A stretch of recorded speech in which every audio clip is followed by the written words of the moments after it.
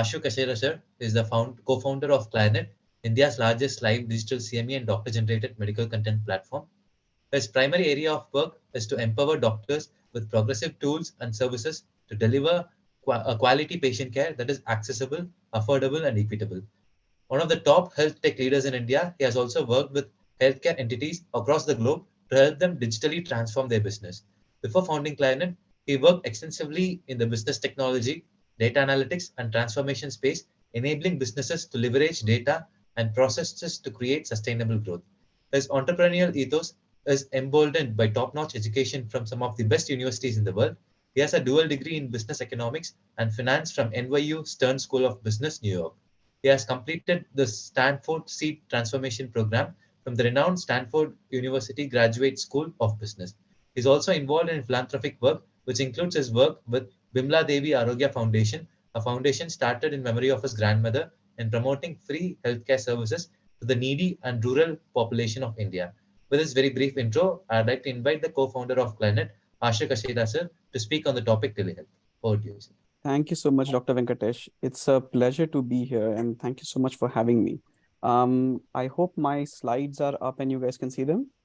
Yes, sir. Yes. Wonderful. So, the topic of conversation today between us today is telehealth and how it's grown and how it's supposed to or expected to move ahead in our lives, in the world at large.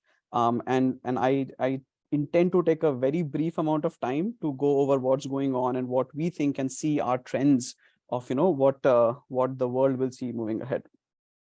So the evolution of telehealth in India has been a very curious one. As you would all know, most of it has been spurred due to the COVID-19 pandemic. The whole concept of visiting or talking to a doctor virtually was very strange to the entire world, actually, not just the Indian subcontinent until COVID struck, where the whole need for physical distancing, the inability to move out and about, and the infectiousness of the diseases really changed everything. It topsy-turvied everything. And doctors, you guys were impacted by it more than any other population, right? So there was very rapid adoption of e-consultations, of virtual consultations, which basically really brought people and made them more technology friendly. Necessity is a mother of invention, we all know, but in current day, necessity is also the mother of adoption to some degree. Just because the technology is available doesn't mean that it is used. We've had technologies which do a lot of really awesome things available for decades, but we don't use them. And telehealth became one of these technologies which is available. With the onset of 4G and good internet speeds, telehealth was already available to us by 2010-12, in fact. But COVID helped in increasing that adoption. The adoption came because of this mind shift change. The mind shift had to happen both for patient and for physicians, because there is a conversation to be had between a physician and a patient, which happens during a physical visit, right? That's the way a physician diagnoses the whole problem with the patient. Oftentimes, it may not be an actual problem. Sometimes it may be a lot more than the patient is able to explain to the doctor over phone or over call. So that in-person touch is very crucial. And that unavailability or inability to do that is what caused this huge change in the world, in which we had to start adopting virtual consultations. So what is a virtual clinic? A virtual clinic is essentially any extension of a healthcare facility. It may be an extension of a hospital, it may be of a nursing home, it may be even of a dispensary, it may be of an independent practitioner's practice.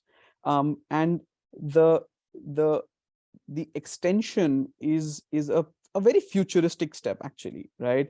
The step is there to help improve accessibility, affordability of care provided to individuals. There's no more barrier of geography. It's not so that a patient sitting in Kolkata cannot talk to a doctor in Bombay, or he has to travel, miles to go and do a consultation. A person who is sitting in a rural area, say Bardhaman, for example, in Bengal, or Nanded, in Maharashtra, they could speak with specialists, super specialists, which would be very far away, with very easy access through a phone. And this ease of use is actually what helped in gaining adoption.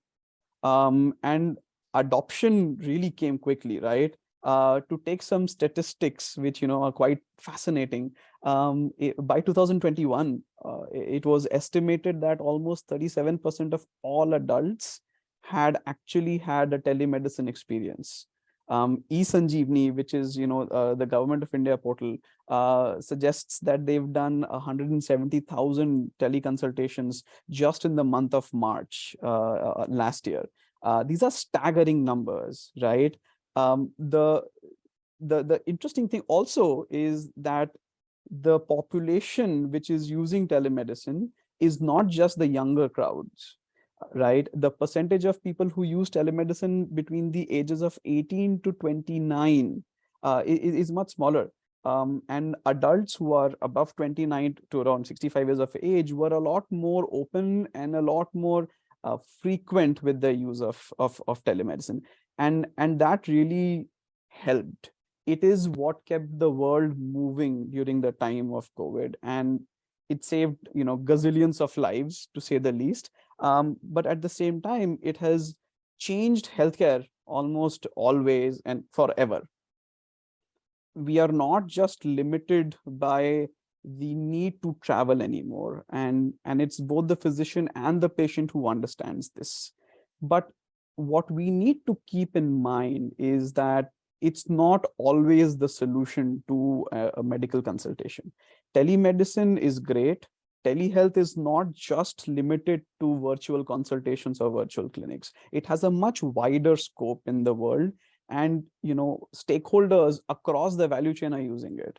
Telemedicine is used for doctor patient consultations. It can be used for remote monitoring. It can be used to help and increase compliance to therapeutic areas or treatment plans. This huge shift towards e-ICUs, where medical know-how and intelligence is being shared across continents, where somebody sitting in New York is able to monitor somebody in India, or vice versa, right? Health centers can monitor remote ICUs in non-tier 1 cities. All of these are massive parts of what telehealth can do for us. And that is an adoption which is coming in even stronger today. There are some areas of medicine which lend themselves quite naturally to a virtual consultation. Take psychotherapy, for example, or take infectious diseases, for example, right? These areas are actually really friendly in many ways, but they're not supposed to be treated as a slam dunk. It's not that if you're sick, telemedicine or virtual clinics or virtual consultations are the only way. There has to be a decision made between the physician and the patient both. It is crucial that a physician is able to diagnose a patient with the comfort that they want, right? So the virtual clinic ecosystem is still evolving. However, there has to be a lot more work done in terms of how the business model is going to be set there, what the industry is going to allow, what it's not going to allow. E-prescriptions got allowed only under duress, right? Where they were not honored for the longest period of time. With restrictions coming off now, patients are preferring to go visit the doctor. That one-to-one touch, that human feel is back, right? People are traveling and they want to interact, and they're shying away from these digital means. But there is a right place for virtual, and there is a right place for physical. The big question is then for us, when is physical right or when is digital right? It is important for us to understand and appreciate that a lot of what happens in between a doctor and patient relationship deals with the confidence of the patient. It's important that the patient gains confidence and understanding of the doctor.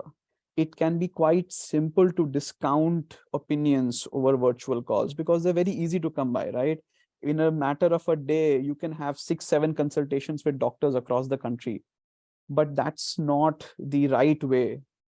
You need to still create a system and work in a framework where that confidence between the doctor and patient is maintained.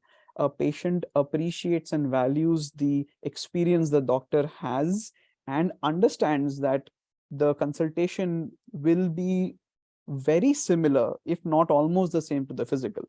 However, the physician needs to also make the patient realize that if there is a point after which they need to see them physically, that needs to happen, because a digital consultation cannot be as comprehensive in many cases. In cases where there are children who can't express themselves as well, or there are challenged individuals, or there are cases in which people are just not comfortable in expressing their problems, ailments, conditions over mobile phone, or over a video call, where the care provided cannot be as comprehensive on the virtual medium.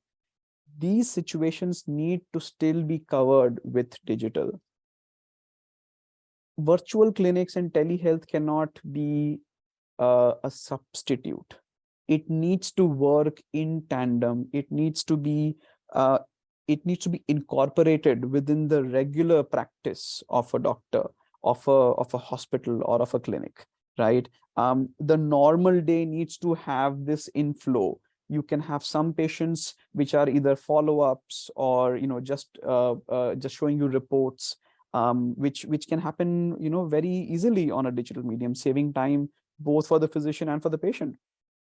But there are situations when you're doing new diagnoses, or you don't know what's going on, and the patient is unable to express it. The physical checkup is super important in that case, and more often than not leads to a much higher satisfaction for the patient as well. And that satisfaction plays a key role in actually improving the health of the patient, right? So the final verdict, from where we sit and we see, and we see a lot of consultations happening as Clinet. We've helped a whole lot of doctors in setting up such clinics and enabling them, because it's quite easy to set these things up now. It can be as easy as doing a consultation on WhatsApp, or it can be as comprehensive as setting up a profile on a telemedicine portal, and doing the whole shebang of writing the prescription online and then sending it, and whatnot. The final verdict from our perspective remains that technology needs to be developed to cater to the need of the hour, to help in accessibility, to help in affordability, to help in letting people interact more.